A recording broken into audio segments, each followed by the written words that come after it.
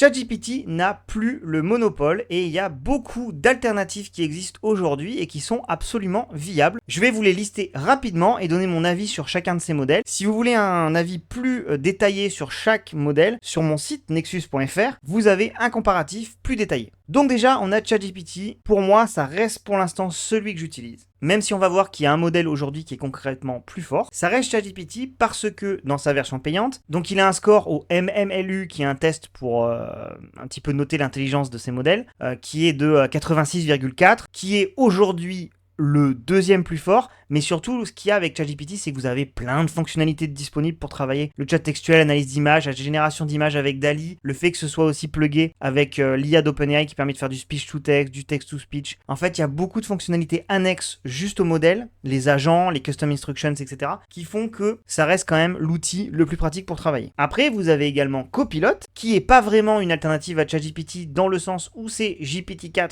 qui est derrière, mais c'est pas les mêmes usages et quand on pourra utiliser Copilot intégré dans les logiciels Microsoft comme ils sont en train de le dérouler, ce sera archi puissant. Vous pouvez d'ailleurs d'ores et déjà mettre un peu la main dessus en allant directement sur Bing AI parce qu'aujourd'hui Bing AI c'est Copilot en fait.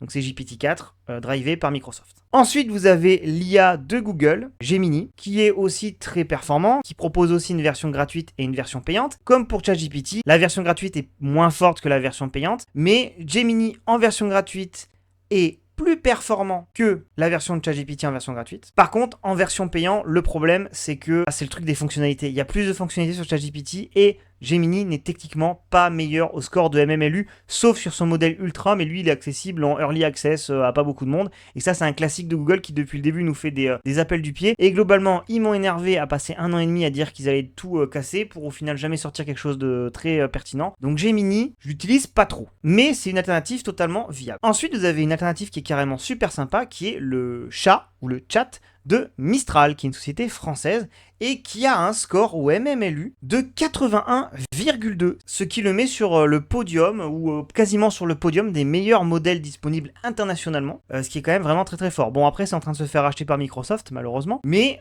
ça reste une solution à la base qui est française, qui est super forte et que je vous invite à utiliser. En plus, pour créer un compte gratuit, c'est moins intrusif que ChatGPT, c'est ce qui vous a arrêté, on vous demande pas votre numéro de téléphone. Après voilà, au niveau des fonctionnalités, vous avez que le chat textuel, mais si vous voulez utiliser un modèle gratuit, j'utiliserai, moi personnellement, plutôt le chat de Mistral pour faire du traitement textuel. Après, pour d'autres fonctionnalités, il y a peut-être Gemini et Copilot qui peuvent être plus pertinents. Et ensuite, on a le dernier challenger en date. Alors, dernier challenger en date, Claude, ça fait longtemps qu'ils ont des modèles de langage, quasiment autant longtemps que ChatGPT, mais jusqu'à maintenant, Claude 1 et Claude 2 n'étaient pas du tout au niveau de ChatGPT, même si Claude 2 a un score au MMLU quand même de 78,5 et est accessible gratuitement, ce qui fait qu'il est aujourd'hui plus performant que GPT 3.5. C'est Claude 3 qui a techniquement un score encore supérieur à GPT 4, donc il est encore plus fort. Après voilà, c'est pareil, c'est accessible que sur la version payante, et le problème avec Claude, c'est que il n'est techniquement pas accessible en France, donc pour l'utiliser, vous devez vous connecter avec un VPN. Et pareil, au niveau des fonctionnalités, c'est beaucoup plus limité. Mais techniquement, c'est l'un des meilleurs modèles disponibles en version gratuite, avec Mistral et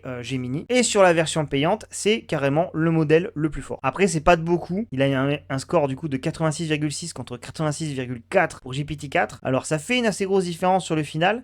Mais quand on met en parallèle sur ChatGPT toutes les fonctionnalités annexes, personnellement, ça fait que moi, je ne passe pas aujourd'hui à Claude. N'hésite pas à dire en commentaire quel modèle toi tu utilises et pourquoi est-ce que tu as switché et pourquoi tu préfères ce modèle-là par rapport aux autres.